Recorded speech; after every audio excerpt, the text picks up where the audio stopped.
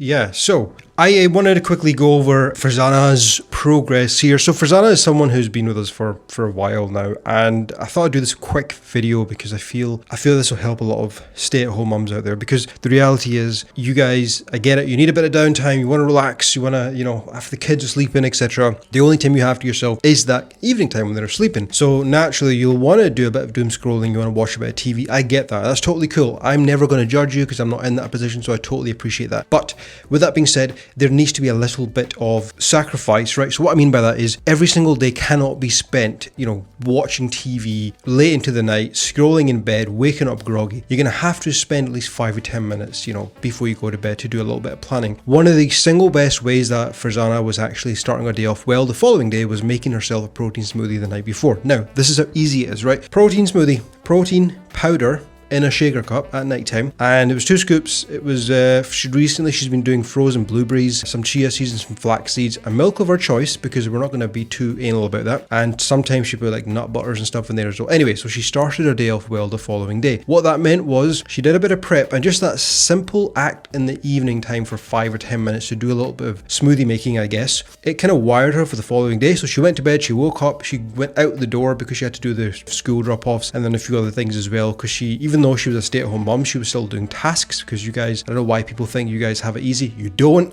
because you're still always doing something, you're never resting. And because of that morning routine, she was able to grab the smoothie, and she wasn't really breaking her day in terms of her nutrition, because we know obviously protein with the satiety effect as well. When you wake up in the morning and you start your day off with protein, it keeps cravings at bay, and this allowed her to achieve the results that you can see on the screen. Was it down to this purely? No. The reason that she was losing weight was because, yes, a calorie deficit is needed, but I didn't get her to count any of that because she didn't need to. So what we did was we just made sure that her day was packed full of protein throughout the day, very simple, convenient sources, and that's what allowed her to stay full. And because of that, she wasn't snacking on things that she would normally do, which would cause the calories to come in, and then that's what allowed her to be in a deficit. Most of you guys just need to not have as much junk food and not as many snacks. That literally is 300 to 500 calories right there. So before you start your journey, don't think about the best plan to go on. Just think, okay, let me see how I can create that energy gap just through my food alone. Let's see, oh, I snack on this a lot, I have this many pieces of junk food in the week, let me cut them out. Continue eating as you normally are. If you want to tidy it up a little bit, you can have some fruits and veggies in there, go for it. But just that simple act of reducing some junk food in your week is going to put you in a deficit naturally. Then when you see a little bit of fat loss occurring, then you can start doing the walking, then you can start to be more diligent with your protein, your fiber as well, which is very important. Then you can implement some exercise, and that's how we do it. But this gung-ho approach where you want to do everything all at once is where most people generally tend to fail, because they can't keep it up. So right now, if you're watching this video and you're thinking, where do I start? Your junk food. All right, if it's not your junk food and that's tidied up, awesome. Then look at your protein intake, then your fiber intake, because those naturally will keep your calories in check anyway, and protein's got the thermic effect,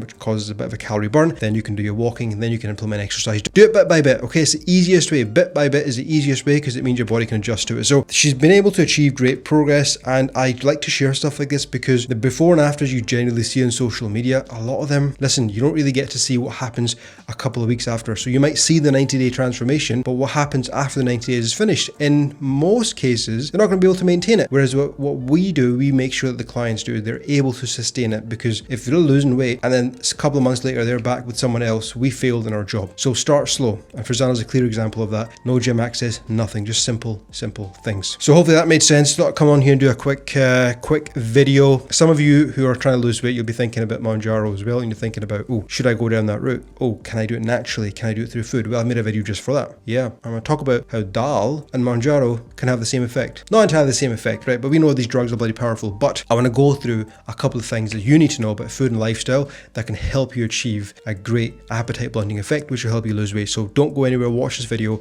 and hope it helps.